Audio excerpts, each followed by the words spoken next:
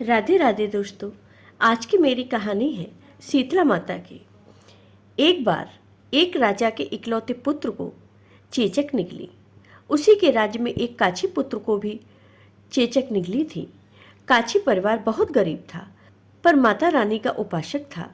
वह धार्मिक दृष्टि से जरूरी समझे जाने वाले सभी नियमों को बीमारी के दौरान भी भली भांति निभाता रहा। घर में साफ सफाई का विशेष ख्याल रखा जाता था। नियम से माता रानी की पूजा होती थी। नमक खाने पर पाबंदी थी। सब्जी में न तो छौंक लगता था और न कोई वस्तु भुनी तली जाती थी। गर्म वस्तु न वह स्वयं खाता न शीतला वाले लड़के को देता था। ऐसा करने से उसका पुत्र बहुत जल्दी ठीक हो गया। उधर जब से राजा के लड़के को माता का प्रकोप हुआ था, तब से उसने भगवती के मंडप में सतचंडी का पाठ शुरू करवा रखा था। रोज हवन व बलिदान होते थे। राजपुरोहित भी सदा भगवती के पूजन में मग्न रहते थे।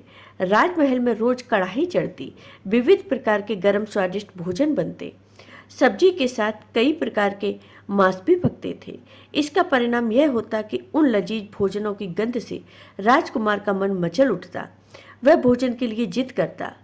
एक तो राजपुत्र और दूसरे इकलौता, इस कारण उसकी अनुचित जिद भी पूरी कर दी जाती। इस पर शीतला का कोप घटने के बजाय बढ़ने लगा। शीतला के साथ साथ उसे बड़े बड़े फोड़े भी निकलने लगे, जिनमें खुजली व जलन अधिक होती थी। शीतला की शांति के लिए राजा जितने भी उपाय करता, माता का प्रकोप उतना ही बढ़ता जाता।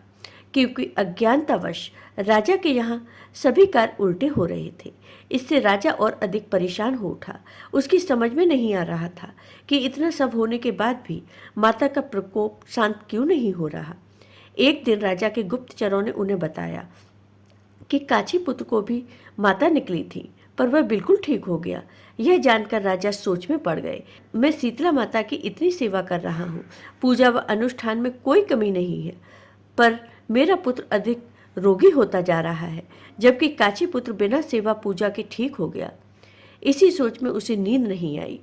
भगवती ने उसे स्वप्न में दर्शन देकर कहा, हे राजन, मैं तुम्हारी सेवा अर्चना से प्रसन्न हूँ, इसलिए आज भी तुम्हारा पुत्र जीवित है। इसके ठीक न होने का कारण यह है कि तुमने माता के समय पालन करने योग्य नियमों का उल्लंघन किया। तुम्हें ऐसी हालत में नमक का प्रयोग बंद करना चाहिए था। नमक से रोगी के फोड़ों में खुजली होती है। घर की सब्जियों में छौंक नहीं लगाना चाहिए, क्योंकि इसकी गंध से रोगी का मन उन वस्तुओं को खाने के लिए ललचाता है।